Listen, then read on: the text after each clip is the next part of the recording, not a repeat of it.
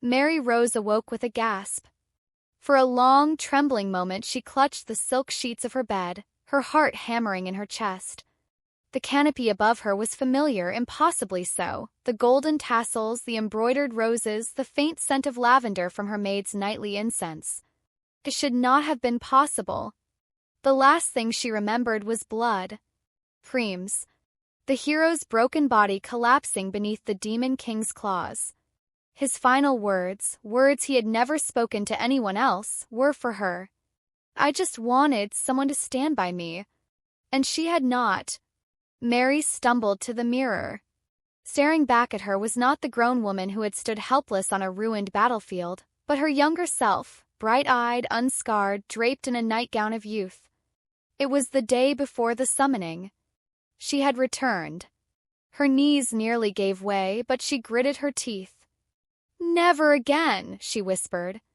"This time I will not leave him to die alone." The grand cathedral shimmered with holy light as nobles and priests assembled for the ceremony.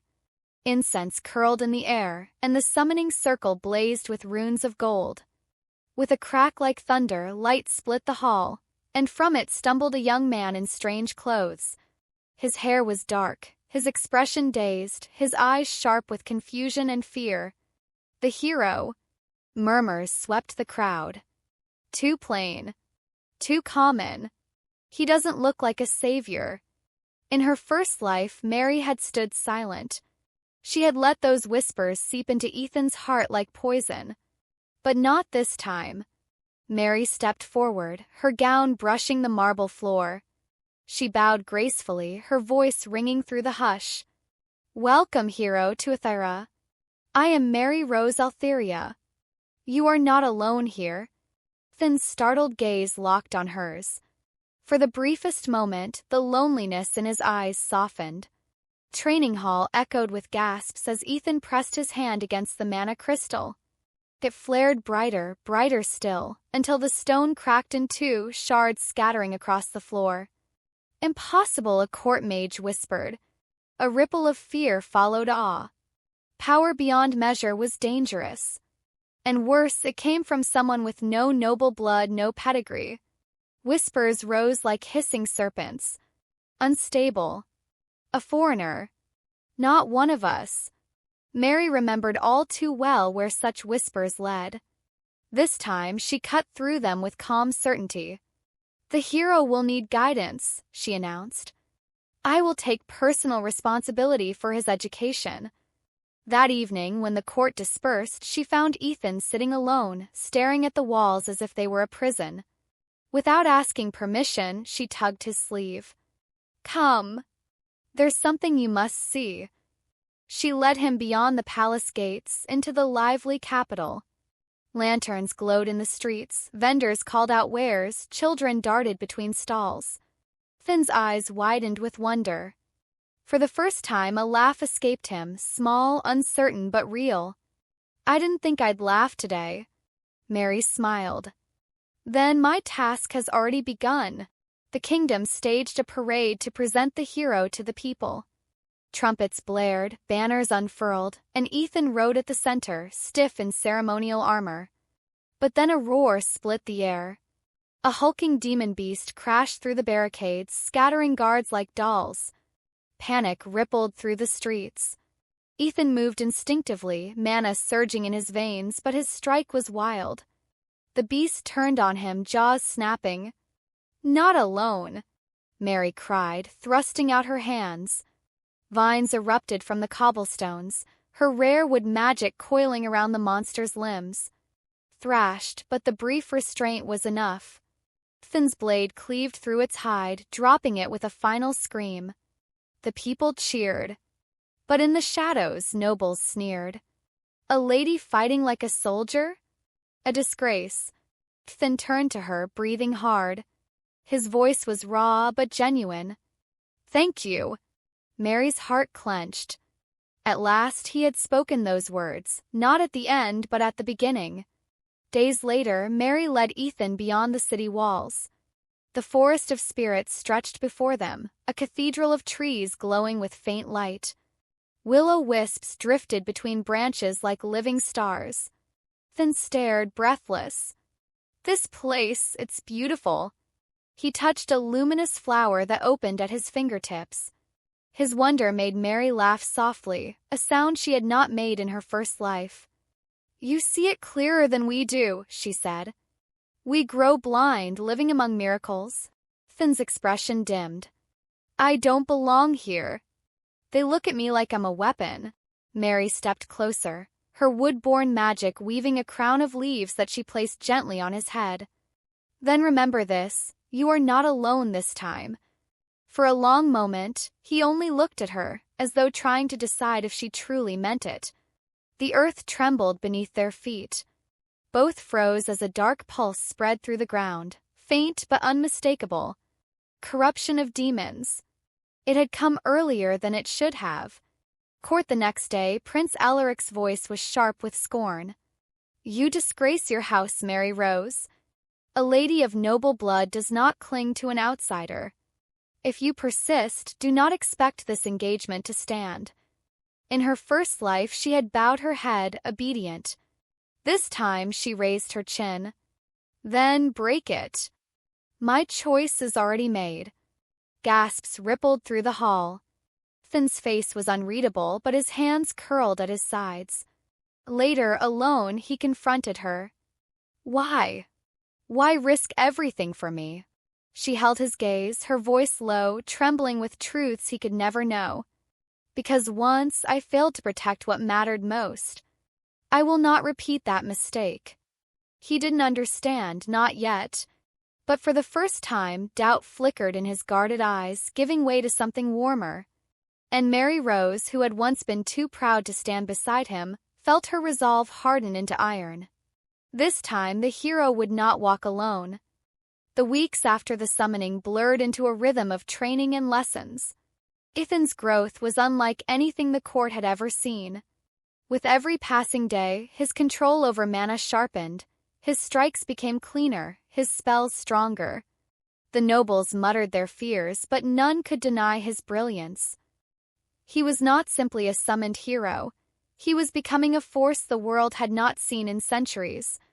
Yet strength alone could not shield him from loneliness. Mary saw it in his eyes when the hall emptied, when courtiers whispered behind his back, when knights practiced with him as though he were more experiment than comrade. He bore it quietly, but she recognized the silence that had once hollowed him out. So she stayed. When the dawn light spilled over the palace courtyards, she was there with a wooden staff in hand, sparring clumsily but determinately by his side. When the scholars bombarded him with theories of mana flow, she cut in with laughter and simple words, breaking the weight of expectation that pressed down on him. And when the evenings grew long, she stole him away from the marble corridors into the city streets where music, laughter, and spice-scented air reminded him that this world was not only duty and war. Finn began to relax. His guarded stares softened, his silences shortened. He began to ask questions about this strange world he was meant to protect, the guilds, the wild forests, the shimmering lakes said to house ancient spirits. And Mary, who had once ignored his yearning in another life, now delighted in showing him everything. Their first true journey beyond the capital began with a mission disguised as a festival outing. Rumors had spread of corrupted beasts prowling near the border villages, an ill omen that demons stirred earlier than expected. Crown dispatched knights, but Ethan insisted on seeing for himself. King, bound by his need for a savior, allowed it. So they rode out together, the hero and his unlikely companion. The countryside unfolded in colors Ethan had never known. Golden wheat swaying under blue skies, wildflowers painting the fields, rivers glinting like ribbons of light. Mary watched him lean from his saddle to take it all in, his wonder so pure it tugged at her heart. She had walked these roads many times, but through his eyes it felt new again. Everything here feels alive, Ethan said one evening as they camped beneath stars unfamiliar to him. Back home, the nights were never this clear. The world felt smaller. Mary poked the fire, smiling softly. Perhaps it's not that this world is bigger. Perhaps it's only that you were meant to see it.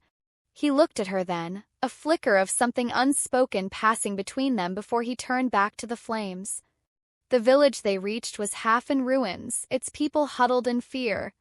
Fields lay blackened, clawed by unnatural hands. Children whispered of shadows that moved even in daylight. The knights faltered, unwilling to risk themselves without orders. Ethan did not hesitate. Mary stood with him as he faced the first wave of corrupted beasts. They were wolves once, but twisted, their hides cracked with burning veins, their eyes molten with the Demon King's taint. Ethan fought fiercely, every swing of his blade scattering sparks of mana, but it was Mary's vines that caught the stragglers before they reached the terrified villagers. Her wood magic-bound wounds shut, coaxed strength back into fading limbs, shielded the weak where his sword could not. When the last beast fell, the village erupted in cries of relief. Yet the knights muttered, unorthodox. Reckless. She fights as though she were one of us. Mary ignored them. The only voice that mattered was Ethan's. You didn't even flinch, he said, wiping blood from his cheek, his expression one of quiet awe. She held his gaze. I swore I'd stand by you. What kind of oath would it be if fear broke it? Something in him shifted then, subtle but real. For the first time, he looked at her not as the noble lady who had been assigned to him, but as an ally. The weeks that followed bound them closer. They journeyed along trade roads, through mountain passes where winds howled like spirits, into forests glowing with bioluminescent life. Ethan marveled at every step, and Mary took joy in his joy, even as she steeled herself against the darker memories pressing at the edges of her mind. Yet shadows gathered. Reports of demon incursions spread faster than before. Corruption seeped into lands untouched in her first life, as though history itself had bent under the weight of her return. Path ahead was no longer familiar, and the court grew restless. Nobles whispered that Mary had overstepped, binding herself too closely to a foreigner. Prince Alaric, her discarded fiancé, sharpened his contempt into schemes. They would not forgive her defiance, nor her choice to stand with Ethan rather than with her own kind. One night, after returning from another mission, Mary found Ethan waiting in the palace gardens. The moonlight caught his features, casting his face in silver and shadow. "Why do you fight like this?" he asked quietly. "Even when they despise you for it. Why throw everything away for me?" Mary's throat tightened. The truth burned inside her, but she could not speak of past lives, of failures undone. So she gave him the truth she could. "Because I will not watch you fight alone." "Not again." He studied her for a long moment, his eyes searching hers as though he sensed there was more hidden beneath her words. But instead of pressing, he only nodded. "Then, I'll trust you." It was a simple vow, but to Mary it was everything. The night air carried the scent of roses. And in that moment, as the world shifted toward darker tides, Mary Rose knew her second life had already changed more than she dared hope. This time, the hero was not alone. And together, they would face whatever storm came. The world grew heavier with each passing day. Reports of corrupted beasts spread like wildfire. The Demon King's influence bled into regions untouched in Mary's first life, twisting forests, poisoning rivers, staining the land itself. It should not have come so soon. Mary lay awake in her chamber more often now, staring at the canopy with dread pressing at her chest. Time itself had shifted, history reshaping because of her choices. She had saved Ethan from isolation, but in doing so, she had altered the very rhythm of fate. One dawn, she found Ethan already awake in the training yard. His shirt clung to him with sweat, his blade flashing silver as he cut through invisible enemies. He did not notice her at first. He was too focused, too relentless, as though the very air might betray him if he let his guard down. "Do you ever rest?" she asked gently. He froze, lowering his blade. His dark hair stuck to his brow, and there was exhaustion in his eyes he could not mask. "Demons aren't resting," he said simply. She stepped closer, lifting a cloth to wipe the sweat from his face. He startled, as though no one had ever dared such a simple intimacy with him. "You'll break yourself if you keep pushing like this," she murmured.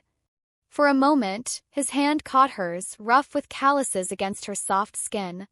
He held on, as if afraid that letting go meant returning to the solitude he had always known. His voice was quiet, vulnerable. "Why do you care so much? You risk your life, your status, even your family's name for me." Mary's heart twisted. She could not tell him of the battlefield where she had once stood too far away, of the words she had never spoken until it was too late. Instead, she answered with the only truth she could offer. "Because I'd rather lose everything than lose you." Ethan's breath caught. For an instant, the world seemed to hold still. But then he released her hand, retreating into silence, though the storm of emotion in his eyes said enough. Their bond only deepened as missions drew them farther from the capital. Together, they crossed ruined villages, where Mary's would magic coax life back into dying crops. They ventured into caverns where Ethan's blade shattered demons' pawn, his strength matched only by her roots and vines shielding his back. And in the quiet moments when the world paused between battles, something unspoken grew. A brush of hands as they passed supplies. Laughter shared beside a crackling fire. A warmth in his gaze when he caught her watching him. But shadows gathered not only on the borders. The noble's resentment sharpened. Council meetings, they questioned Ethan's judgment, twisted his victories into reckless gambles. They demanded he be reined in, leashed to their command. And when Mary defended him, their disdain turned venomous. Prince Alaric, once her fiancé, watched her with eyes that gleamed like polished steel. "You throw away your birthright for a foreigner," he spat one evening after court, cornering her in the palace corridor. "Do you think he will choose you when the kingdom casts him aside?" Mary met his scorn with calm fire. "I do not need his choice to justify mine." Alaric's smile was thin and cruel. "Then you will watch him fall again. And this time it will be on your head." His threat lingered in her mind long after he walked away. Weeks later, on a mission near the edge of the corrupted lands, they discovered an abandoned fortress. The walls crumbled with age, yet traces of demon mana lingered within. Ethan insisted on pressing forward, determined to uncover what had poisoned the area. The knights with them balked, but Mary followed without hesitation. Inside, shadows writhed. A host of demons lay in wait. Steel clashed, magic flared, and the fortress shook with the fury of battle. Ethan fought like a storm unleashed, his blade blazing with mana, but the sheer numbers threatened to overwhelm even him. "Ethan!" Mary's voice rang out, her vines lashing around the neck of a lunging fiend. She stood at his back, her magic weaving shield after shield. He bared his teeth in a grim smile. "Not alone, right?" "Never." They fought until the last demon fell, the fortress floor slick with ichor. And then, as silence fell, exhaustion crashed over them. Ethan staggered, his blade slipping from his fingers. Mary caught him, her arms steady despite her trembling limbs. For a long moment, they simply breathed together, the air heavy with the scent of battle and earth. Ethan's forehead pressed against hers, his voice raw. "I thought I'd lost you back there."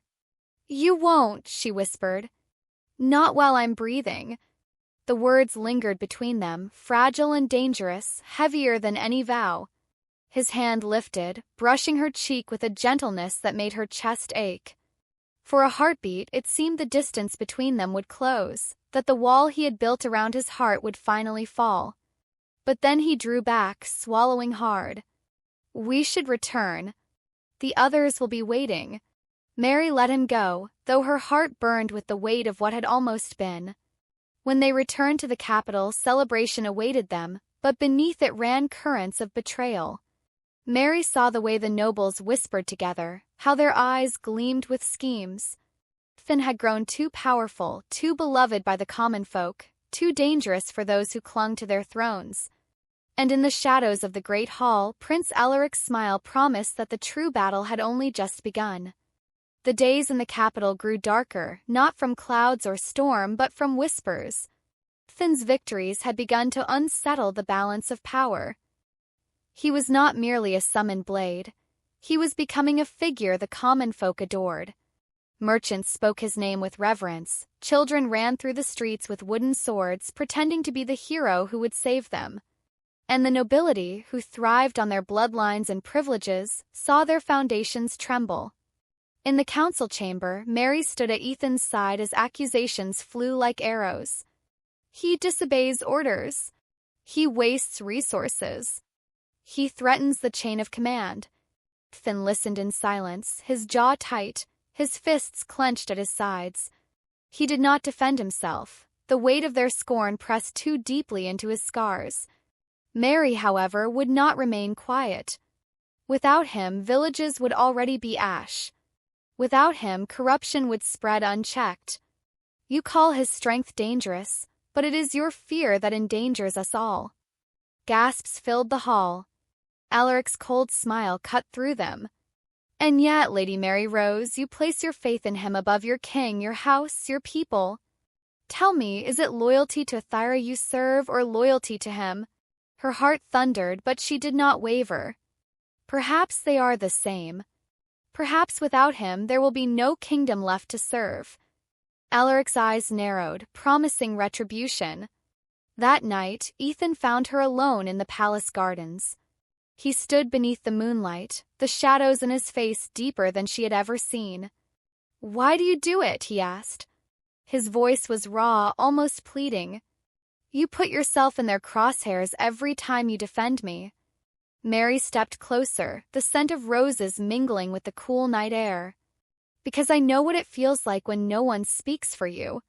I will not let them silence you." His hand brushed hers, fleeting, unintentional, yet charged with everything they could not yet say. He pulled away too quickly, his gaze fixed on the distant stars.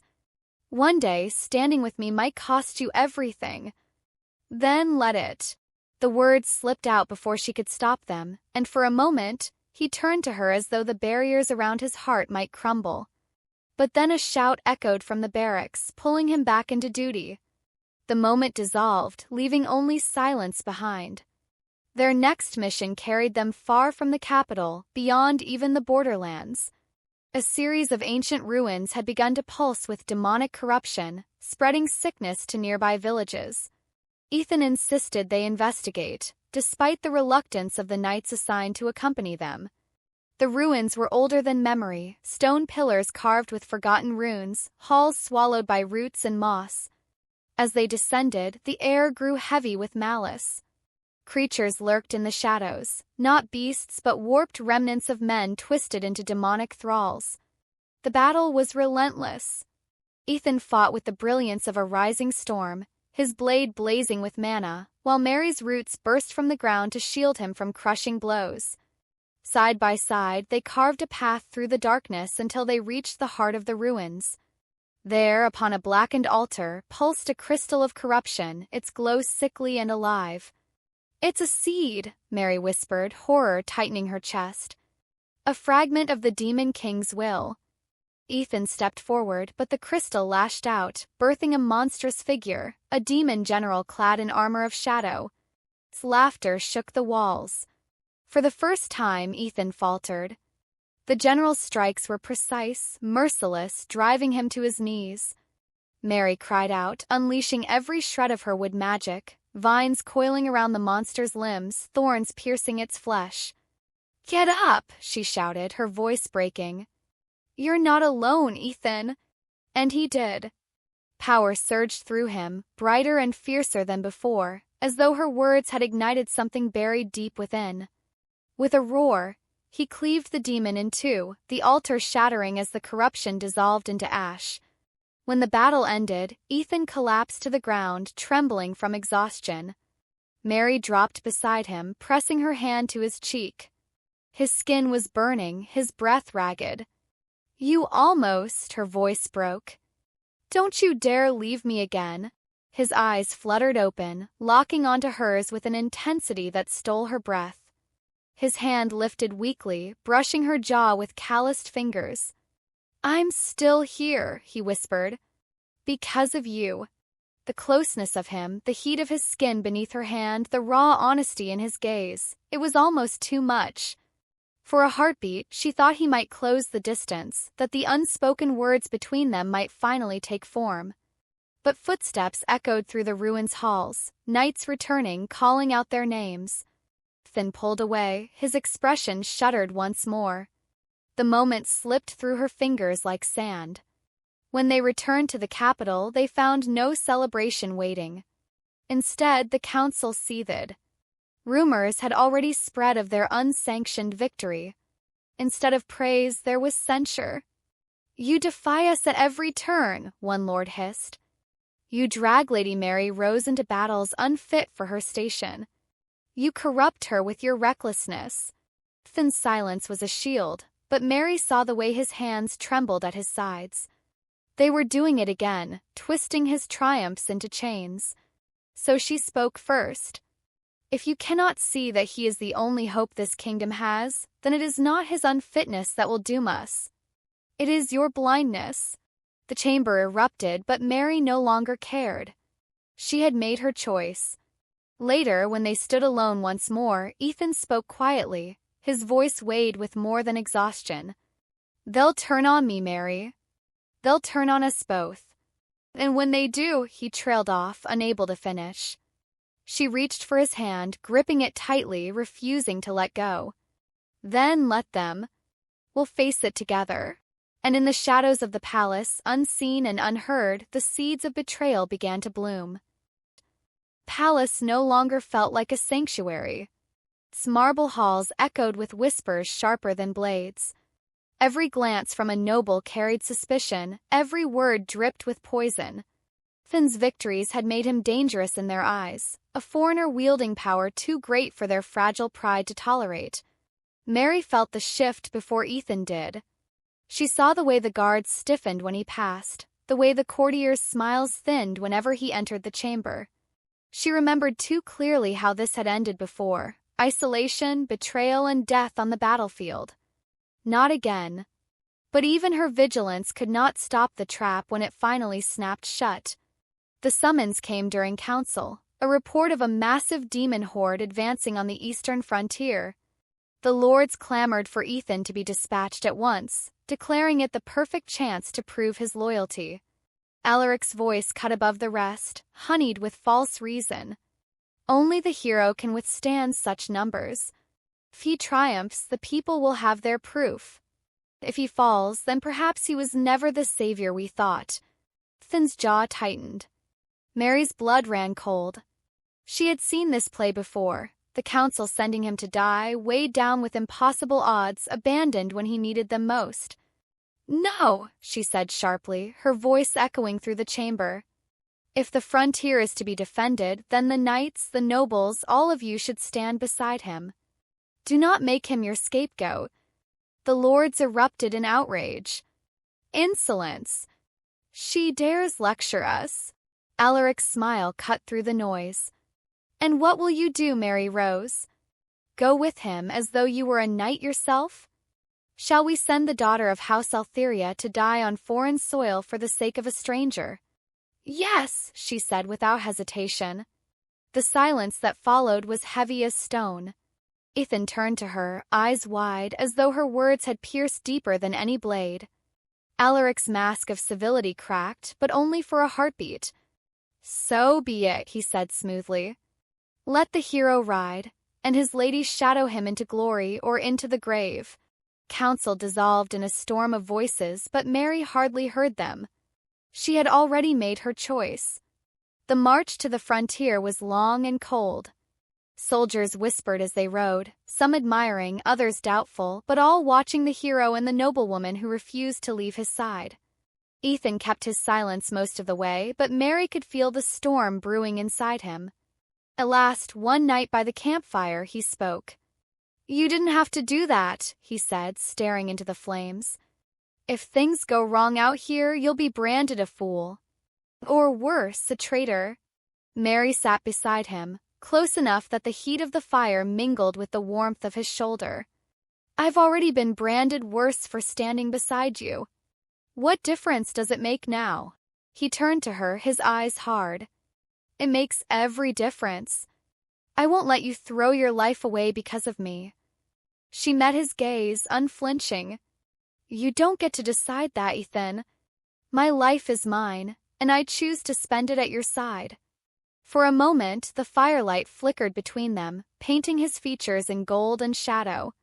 Something in his eyes wavered, something raw and almost tender. But then he looked away, swallowing the words he could not yet speak. The battle came at dawn.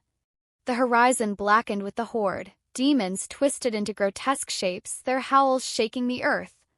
Ethan stood at the vanguard, his blade blazing with mana so fierce it lit the field like a second sun.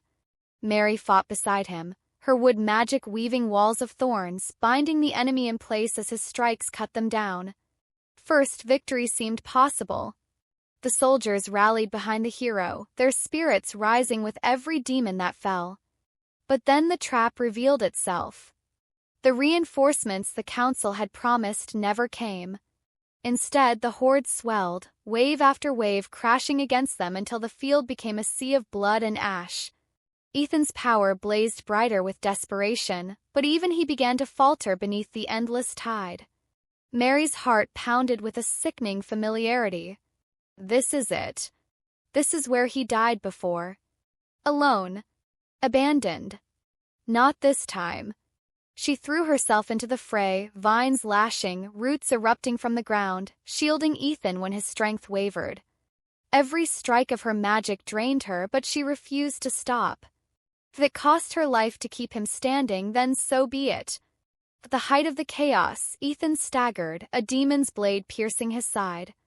Mary's screams split the air as she caught him before he fell. His blood burned hot against her hands. "Stay with me," she begged, her voice breaking. "Please, Ethan, stay with me." His hand clenched around hers, his breath ragged. "I won't let them win." His eyes met hers, fierce even through the pain. "Not while you're here." The words shattered something inside her. Tears blurred her vision, but she rose with him, their hands locked, their magic flaring together in a storm of steel and roots. For a moment, they were unstoppable, a force of defiance blazing against the dark. But still, the horde pressed on. By the time the sun dipped low, their forces were broken. Survivors scattered, retreating into the forests. Only Mary and Ethan remained at the center, bloodied but unyielding, the enemy closing in. And from the shadows she saw it, a banner crest gleaming in the distance. Knights. Reinforcements at last. But they did not come to aid them. They stood still, watching, waiting. Her blood froze.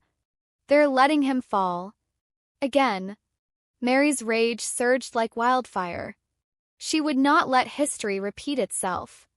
She would not let the hero die abandoned, betrayed.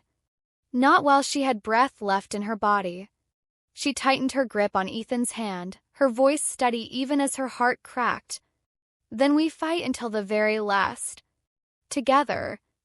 And Ethan, his blood staining her gown, gave her a look so raw, so unguarded, it felt like a vow. Together. The battlefield reeked of blood and smoke, a graveyard of men and demons alike. Mary's arms ached from summoning root and thorn, her body trembling with exhaustion, yet still she stood. Beside her, Ethan was a storm made flesh, his blade wreathed in light even as blood soaked his tunic. Together they had held the line when all others fled. But they could not hold it forever. The horde pressed closer, snarling shadows against the crimson dusk. The knights on the ridge, their own countrymen, their so-called allies, remained still, their armor gleaming as they watched like carrion birds circling prey.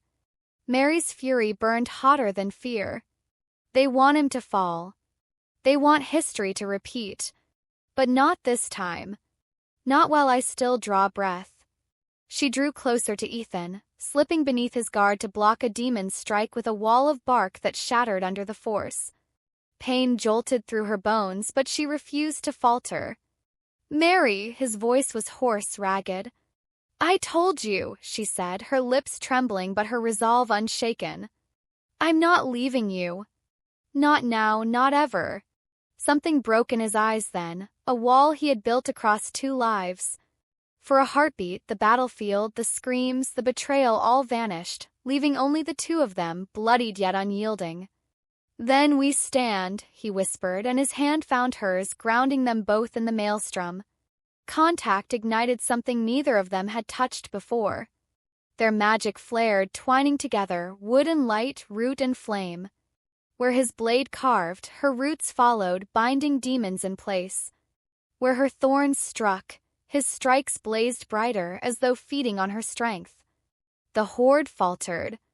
But victory was not yet theirs. From the shadows beyond the battlefield came a presence vast and suffocating, a voice that rattled stone and marrow alike. So the summoned insect survives once more. The Demon King's projection towered above the ruins, a colossal form of molten eyes and horned shadow.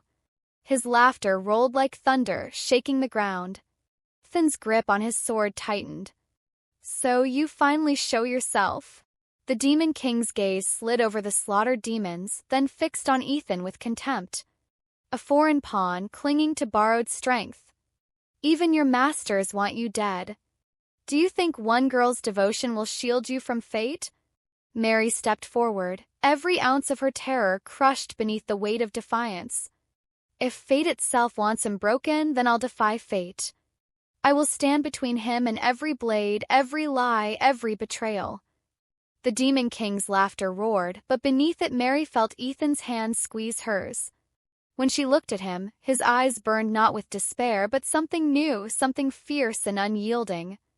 "Then we fight," he said softly, "not just to survive, but to live." Their joined magic surged, brighter than the battlefield, brighter even than the Demon King's shadow. Roots erupted from the earth, binding the fallen altar stones into a barrier, while Ethan's blade flared with such brilliance it seared the sky. The Demon King struck, his projection lashing with tendrils of shadow and fire, but together they held. Every blow that should have crushed Ethan was deflected by Mary's walls of bark and vine. Every tendril that should have strangled Mary was severed by Ethan's radiant sword. The knights on the ridge watched in stunned silence as the impossible unfolded, two figures not falling but rising. At the battle's height, Ethan staggered, his wound tearing open. Mary caught him, blood staining her hands. For a heartbeat, terror clawed at her. "Not again, please, not again." But Ethan looked at her, pain blazing into something stronger. "Mary," he rasped, "lend me everything." Without hesitation, she pressed her forehead to his, pouring her magic into him, roots coiling around his body like armor. Her life's breath, her mana, her very soul surged into his. And Ethan rose. A pillar of light erupted from his blade, carrying with it the strength of two hearts bound together. With one final strike, he cleaved through the Demon King's projection, the shadows splitting and dissolving into ash that scattered on the wind. The battlefield fell silent. The horde broke, fleeing into the dark. For a long moment, neither of them moved, the quiet almost unbearable. Then Ethan collapsed against her, his sword falling from his hand. Mary caught him, cradling his head against her chest, her tears falling freely into his hair. "You did it," she whispered, trembling. "You're still here." His eyes opened, heavy-lidded, but his gaze was steady on hers. "No," he murmured, a ghost of a smile curving his bloodied lips. "We did." And for the first time she let herself smile through the tears, pressing her forehead against his. The war was far from over, the betrayal unresolved, the Demon King still looming beyond the horizon, but in this moment they had defied death itself. Together. The battlefield lay in ruins, the soil soaked with blood and shadow, but the dawn came anyway. Pale light spilled across the horizon, gilding the broken stones and shattered banners, as though the world itself insisted on surviving. Ethan stirred weakly in Mary's arms, his breath ragged but steady. Relief washed over her in waves so fierce it made her dizzy. She had seen him die once. This time she had dragged him back from the brink, and she would never let go again. Around them, the remnants of the army gathered, faces pale with awe and disbelief. Soldiers who had once doubted now whispered his name with reverence. The knights on the ridge finally descended, but too late, far too late. Their polished armor gleamed, untouched by battle, and Mary felt her fury burn anew. "Where were you?" she demanded, her voice low but sharp enough to cut. "Where were you when your king's hero bled on the field? When his people died around him?" The knights averted their eyes. Some muttered excuses, delays, miscommunication, orders from above. Mary saw them for what they were, cowards bound by politics, not honor. Ethan pushed himself upright, though pain tightened every line of his face. His voice was quiet, but it carried across the ruin. "Go back to your lords," he said. "Tell them this: the hero does not fight for a crown that abandons its people. I fight for those who stand beside me. For those who believe." Mary's heart clenched at his words.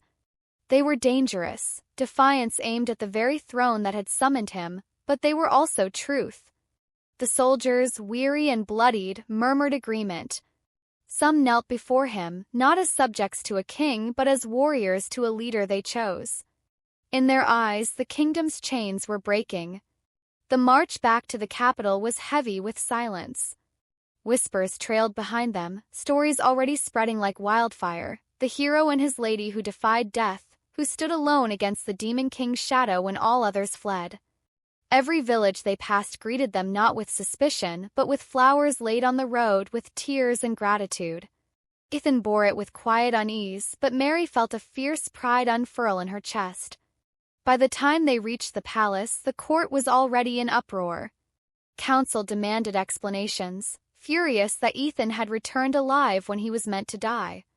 Alaric's mask of civility barely held as he accused them of overstepping orders, of endangering the realm by drawing the demon king's attention.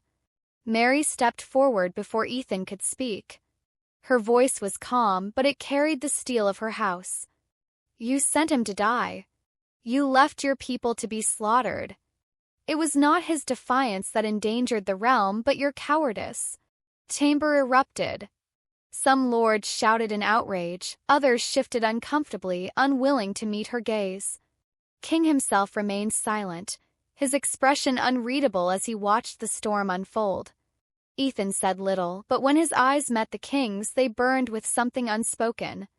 A challenge. A vow. That night, Mary found him in the gardens once more, where the moonlight silvered the roses. He leaned against the fountain, pale from his wounds, his sword resting across his knees. "You were reckless," she told him softly, though her voice shook with relief. "You almost—" She stopped herself, her throat tight. "I know," he said quietly. "But I couldn't let them break me again. Not this time." She stepped closer, unable to hold back the words that had burned in her chest since the battlefield. "You're not alone anymore. Do you understand? Whatever they plot, whatever comes, I'll fight it with you." For a long moment, he said nothing, his gaze fixed on the water rippling under moonlight. Then he looked at her, and all the walls he had built since the day he was summoned seemed to falter. "You've already given me more than I deserve," he whispered. "You deserve someone at your side," she said, her voice fierce. "And you have me." Silence stretched between them, filled with the quiet hum of the night. His hand brushed hers, tentative, uncertain. She did not pull away. Their fingers intertwined slowly, carefully, as though the smallest movement might shatter the fragile moment. It was not a confession, not yet, but it was a promise, unspoken and unbreakable. Above them, the stars wheeled in silence, and far across the horizon, the demon king stirred. His projection may have fallen, but his true war was only beginning. The kingdom's betrayal had been laid bare, the court divided, the people restless. Mary knew the days ahead would be darker still. But she also knew this: whatever storm was coming, they would face it together. And for the first time in 2 lives, she believed that might be enough.